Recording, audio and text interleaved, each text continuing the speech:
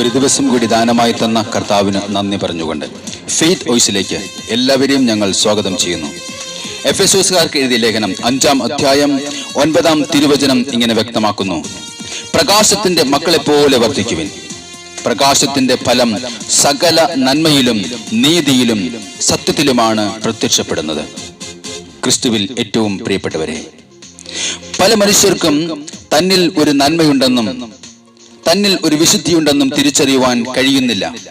എന്നാൽ ഈ തിരിച്ചറിവിലേക്കാണ് നമ്മൾ കടന്നു വരേണ്ടത്. യേശുക്രിസ്തു ഒരു നന്മയുടെ പ്രതീകമാണ്. മനുഷ്യനിൽ ഒരു നന്മയുണ്ടെന്നും ആ നന്മ ദൈവത്തിൽ നിന്നും ഉള്ളതാണെന്നും തന്റെ ജീവിതത്തിലൂടെ ലോകത്തിന് വെളിപ്പെടുത്തി തന്നത് ക്രിസ്തുവാണ്.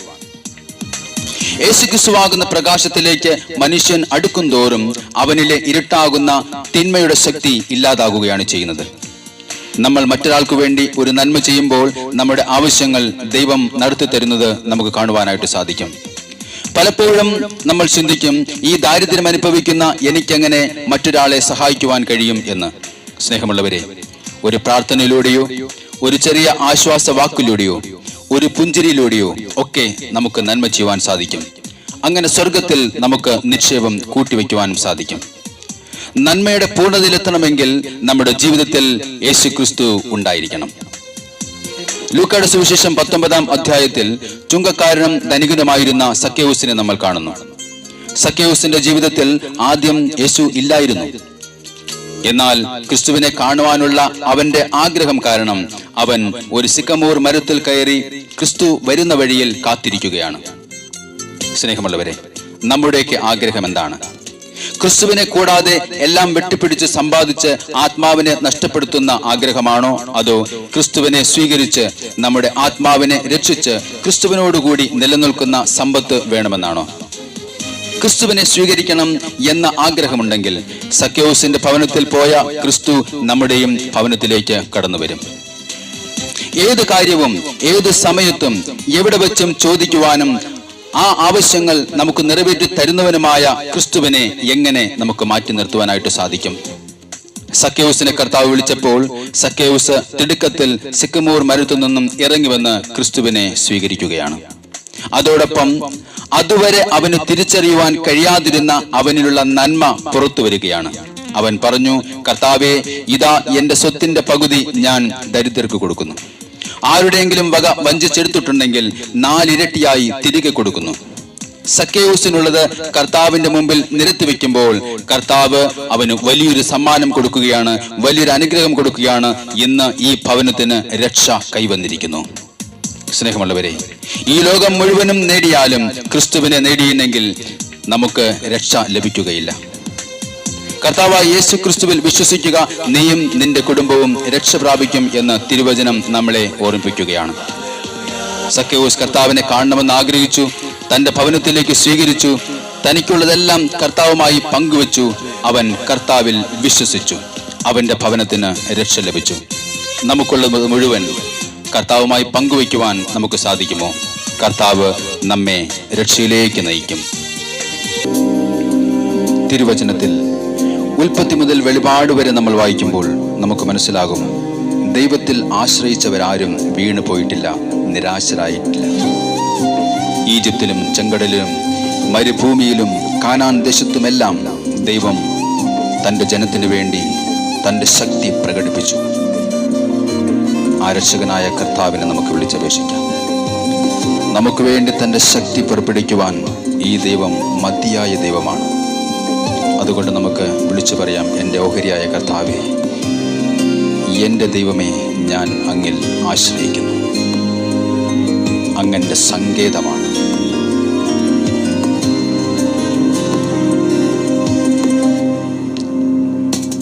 എൻ്റെ ഉപനിധിയെ, എൻ്റെ ഓഹരിയെ, അങ്ങൻ്റെ നിക്ഷേപമേ, ആമേൻ. എൻ്റെ ആശ്രയമേ, എൻ്റെ മറവിടമേ, എന്നെന്നും സങ്കേതമേ. കർത്താവേ, അങ്ങയുടെ മാറിൽ ഞങ്ങൾ ചാരുവാനായി എൻ്റെ ഉപനിധി, അങ്ങയുടെ സന്നിധിയിലേക്ക് ഞങ്ങൾ അങ്ങന്റെ നിക്ഷേപമാണ്. അങ്ങന്റെ നിക്ഷേപമേ. ഞങ്ങളുടെ ആശ്രയമായ കർത്താവേ, എന്റെ ആശ്രയമേ, എന്റെ മറവിടമേ, ഞങ്ങളുടെ സങ്കേതമാണ് ഞങ്ങൾ വിളിച്ചു പറയുന്നത്. എന്നെന്നും സങ്കേതമേ, മാർവിൽ ചാരിടാം വിശ്വസ്തനായ ദൈവമേ, പറയാം വിശ്വസ്തനവൻ, വീരനായ കർത്താവേ, വീരനാണവൻ. മാർവിൽ ചാരിടാം എല്ലാം പറയാം വിശ്വസ്തനവൻ, വീരനാണവൻ.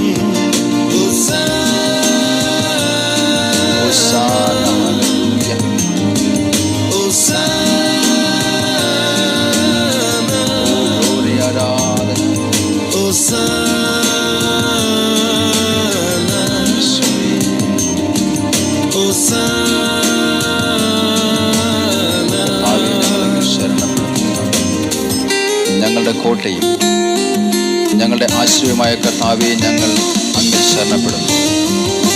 ഞങ്ങളുടെ പാറയായ കർത്താവേ, അങ്ങയുടെ ജീവജല നദി ഞങ്ങളിലേക്ക് ഒരുക്കണമേ. ഹല്ലേലൂയ. ആകാശങ്ങളിൽ തന്റെ ഉന്നത മന്ദിരം തീർക്കുകയും ഭൂമിയുടെ മേൽ കമാനം നിർമ്മിക്കുകയും കടൽ ജലത്തെ വിളിച്ച് ഭൂജലത്തിൽ വർഷിക്കുകയും ചെയ്യുന്ന അവിടുത്തെ നാമം കർത്താവെന്നാണ് ഞങ്ങൾ ആശ്രയിക്കുന്നത്. എന്റെ കോട്ടയുമേ, എന്റെ ശരണവുമേ, അങ്ങന്റെ പരിചയവുമേ, ജീസസ്. എന്റെ പാറയുമേ, എന്റെ ജീവജലമേ, അങ്ങന്റെ ഉറവയാണേ. ഹല്ലേലൂയ. എന്റെ കോട്ടയുമേ, ശരണമേ, എന്റെ ശരണവുമേ, കർത്താവേ, അങ്ങന്റെ പരിചയവുമേ, ജീസസ്. എന്റെ പാറയുമേ, എന്റെ ജീവജലമേ, അങ്ങന്റെ ഉറവയാണേ. കർത്താവേ, അങ്ങയുടെ മാറിടത്തിൽ ഞങ്ങൾ ചാരിടാം എല്ലാം പറയാം വിശ്വസ്തനവൻ, വീരനാണവൻ. മാർവിൽ ചാരിടാം എല്ലാം പറയാം വിശ്വസ്തനവൻ, വീരനാണവൻ.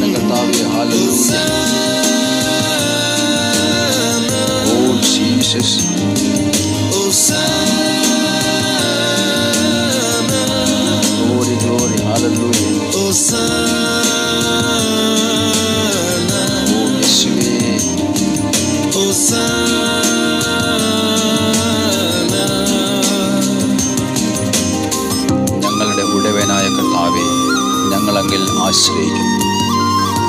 ആദ്യം മുതൽ ഉണ്ടായിരുന്നതും ഞങ്ങൾ കേട്ടതും സ്വന്തം കണ്ണുകൊണ്ട് കണ്ടതും സൂക്ഷിച്ചു വീക്ഷിച്ചതും ആയ കർത്താവേ, ഞങ്ങളങ്ങയെ സ്നേഹിക്കുന്നു, ഞങ്ങളങ്ങിൽ ആശ്രയിക്കുന്നു. കർത്താവേ, ഞങ്ങളുടെ പരിശുദ്ധ രക്തം ഞങ്ങളുടെ എല്ലാ പാപങ്ങളെയും നീക്കി ഞങ്ങളെ വിശുദ്ധിയുടെ മറവിലേക്ക് മാറ്റുന്നതായിരിക്കട്ടെ.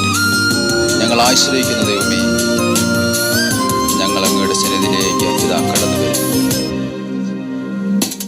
എന്റെ ഉടയവനേ, എന്റെ ഭുജബലമേ, അങ്ങന്റെ ഇമ്പമാണേ.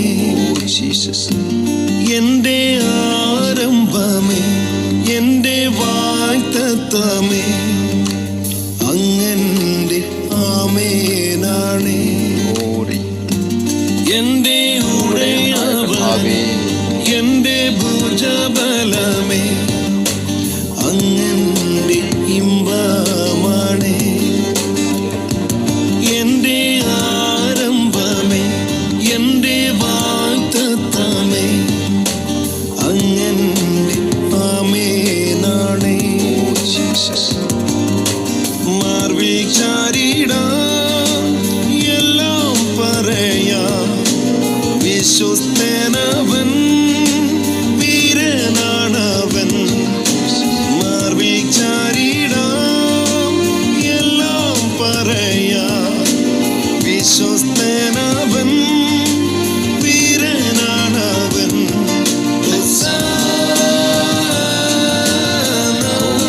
ഹല്ലേലൂയ, ആരാധന.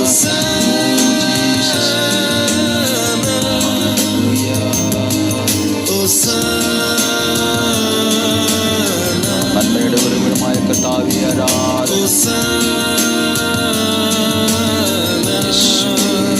നന്ദി കർത്താവേ. കർത്താവേ, ഞങ്ങൾ അങ്ങിൽ ആശ്രയിക്കുന്നു.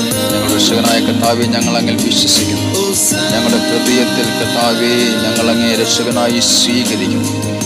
ഇന്നേ ദിവസം നന്മയുടെ ഉറവിടമായ കർത്താവ് നമ്മുടെ പ്രാർത്ഥനകൾ കേട്ട് നമ്മെ അനുഗ്രഹിക്കട്ടെ എന്ന് യേശുക്രിസ്തുവിന്റെ നാമത്തിൽ ഞങ്ങൾ പ്രാർത്ഥിക്കുന്നു.